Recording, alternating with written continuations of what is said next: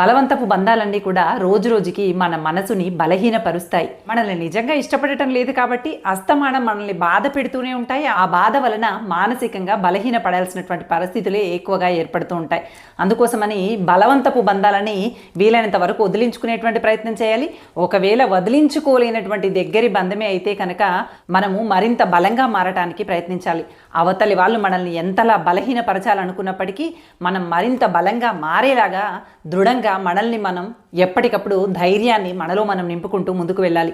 లేదంటే ఇలా బలవంతపు బంధాలతో ముడివేసుకున్నటువంటి బంధాలన్నీ కూడా మనసు బలహీనపడిపోయి నేనేమీ చేయలేను, నా వల్ల ఏదీ కాదు, నా జీవితం ఇంతే అనేటువంటి నిరుత్సాహంలో కూరుకుపోయేటువంటి అవకాశాలు ఉంటాయి. కాస్త జాగ్రత్త.